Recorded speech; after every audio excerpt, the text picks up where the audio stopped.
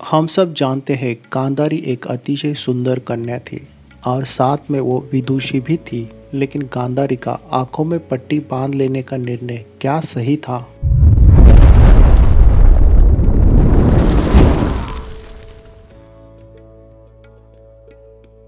Hello, हाय, नमस्ते, सत श्री अकाल, आदाब दोस्तों, कैसे हैं आप? स्वागत है आपका हमारे अपने चैनल द एशियंट वर्ल्ड में। दोस्तों, आगे बढ़ने से पहले वीडियो को लाइक करना मत भूलिएगा और अगर आप चैनल पे नए हैं तो please subscribe the channel. Mahabharata के स्त्री पात्रों में सत्यवती, कुंती, द्रौपदी के मुकाबले हमें गांधारी के बारे में कम ज्ञात है। हम सत्यवती का शांतनु के साथ विवाह और उसके कारण ली गई भीष्म प्रतिज्ञा के बारे में तो जानते हैं। कुंती का विवाह पूर्व माँ बनना और द्रौपदी के जन्म की कहानी भी जानते हैं। गांधारी से हमारा परिचय तब होता है जब पितामह भीष्म हस्तिनापुर के कार्यकारी राजा के रूप में पांडु के भ्राता धृतराष्ट्र का गांधारी के साथ विवाह प्रस्ताव लेकर गांधार नरेश के यहाँ जाते हैं। गांधार, जिसे आज हम कांधार नाम से जानते हैं, यहाँ के राजा थे सुबल और उसकी एकमात्र कन्या थी गांधारी, 100 भाइयों की एक बहन। गांधार के राजा की पुत्री होने के कारण उसका नाम था गांधारी। कितने लोग जानते हैं कि वो एक गौरवर्ण अतिशय सुंदर कन्या थी और साथ में विदुषी भी थी। अपने छोटे भाई के अंधे पुत्र धृतराष्ट्र का विवाह गांधारी से करवाने के मन से भीष्म राजा सुबल के यहाँ गए थे। साथ में एक हल्की सी धमकी भी थी, नहीं मानोगे तो चढ़ाई कर दोगे। एक बार पहले भी हस्तिनापुर के साथ युद्ध में राजा सुबल अपने 99 पुत्रों को खो चुके थे। हस्तिनापुर एक समृद्ध बलशाली राज्य था, उससे दुश्मनी लेना राजा सुबल के लिए उचित नहीं था। लेकिन इसके लिए अपने एकमात्र सुंदर कन्या का विवाह किसी नेत्रहीन से कैसे कर दे? पिता को इस कठिन परिस्थिति में देखकर गांधारी खुद आगे आई और उसने विवाह का प्रस्ताव स्वीकार कर दिया और उसने आंखों पर पट्टी बांध ली। गांधारी ने शायद ये सोचा होगा कि जब पति इस दुनिया का सौंदर्य और वैभव नहीं देख सकता तो मैं भी वैसे ही बन जाऊंगी, और इससे वह अपने पति के प्रति संवेदनशीलता दिखाना चाहती थी। महर्षि वेदव्यास के अनुसार ये एक स्त्री के त्याग की परिकाष्ठा थी। गांधारी का एकमात्र भाई शकुनी इस रिश्ते से घोर विरुद्ध था। विदुषी होने के साथ साथ गांधारी स्नेहमयी भी थी। कुंती के साथ उसने छोटी बहन जैसा व्यवहार रखा। पांडव पुत्रों से भी वह स्नेह करती थी।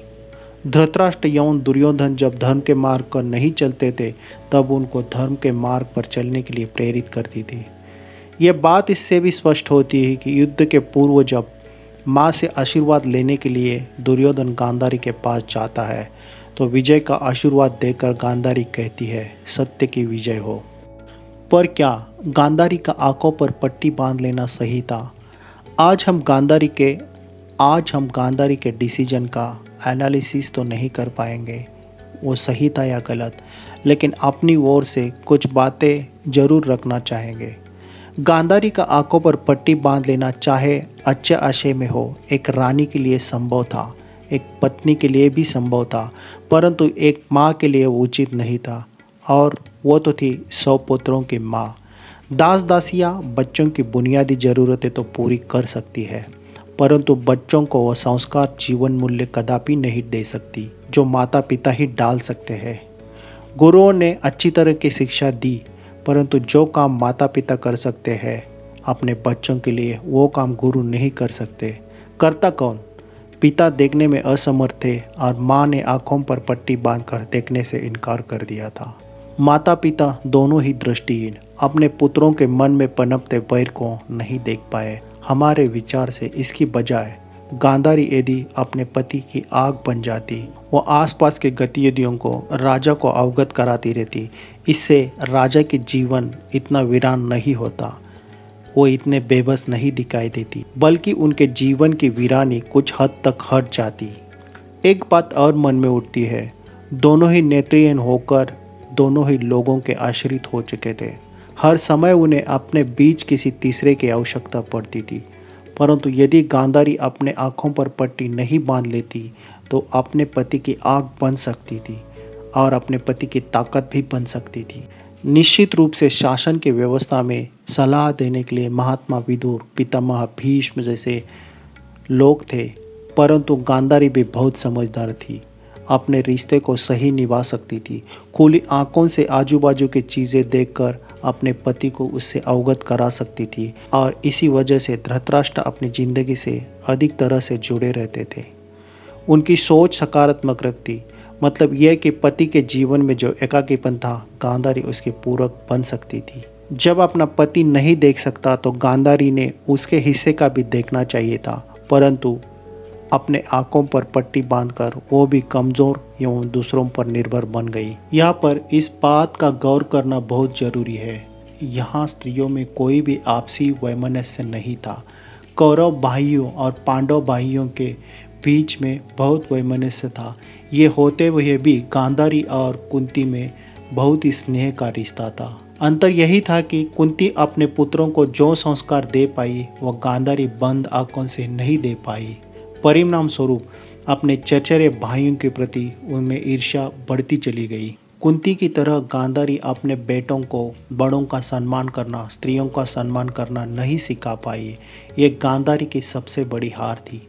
दुर्योधन और दुशासन ने द्रौपदी के साथ जो किया वो पांडव भाई कभी करने का सोच भी सकते थे क्या? गांधारी के उस डिसीजन से वजह से उसको वाहवाह भी बहुत मिली। कितना बड़ा बलिदान, कुछ भीष्म प्रतिज्ञा जैसा। गांधारी के चरित्र में महानता जुड़ गई उसके निर्णय की वजह से। रानी होने के वजह से ये संभव हो पाया। इस त्याग से उसे व्यक्तिगत गौरव तो मिला, परंतु बेटे निरंकुश हो गए। अगर गांधारी देख सकती थी, वो बचपन से ही जान पाती अपने पुत्रों की आंखों में चचेरे भाइयों के प्रति ईर्ष्या, अपने पति का पुत्र मोह, सब। धृतराष्ट्र की दमित आकांक्षाओं को पहले ही पहचान लेती। शकुनी के चेहरे पर की बदला लेने की भावना को गांधारी ने पहले ही पढ़ लिया होता। माँ होने के नाते वो अपने ज्येष्ठ पुत्र से प्यार तो बहुत करती थी।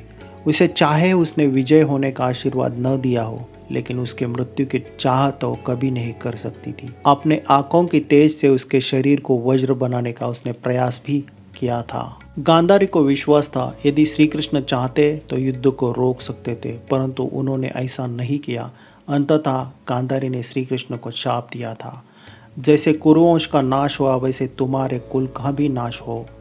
परंतु गांधारी ने अपने आँखों पर पट्टी बांधने के बजाय खुली आँखों से अपने पुत्रों को पाला होता तो उन्हें उचित संस्कार दिए होते तो इतना विनाश नहीं होता। एक बात और भी है, अगर गांधारी विदुषी और समझदार थी, फिर उसने क्यों अपने पुत्रों के लिए बाद में अपने आँखों पर की पट्टी नहीं खोली और पुत्रों का अच्छी तरह से संगोपन नहीं किया। युद्ध के पश्चात द्रौपदी और अन्य कुलवधुओं ने 15 वर्ष तक उसकी खूब अच्छी तरह से देखभाल की। उसके बाद धृतराष्ट्र, गांधारी और कुंती और विदुर वन को चले गए, जहां उनकी जंगल की आग से मृत्यु हुई। बहुत दर्द और हताश भरी गांधारी और धृतराष्ट्र की वृद्धावस्था थी। पश्चाताप से भरपूर पुत्रों एवं पौत्रों का हारते देखना और मरते देखना। दोस्तों, आज के वीडियो में बस इतना ही। हम जल्द ही हाजिर होंगे एक नई कहानी के साथ। तब तक देखते रहिएगा द एशियंट वर्ल्ड। अगर आपको ये वीडियो अच्छी लगी हो तो लाइक ज़रूर कर देना, और आप चैनल पे नए हो तो चैनल को प्लीज़ सब्सक्राइब कर देना। Thank you very much.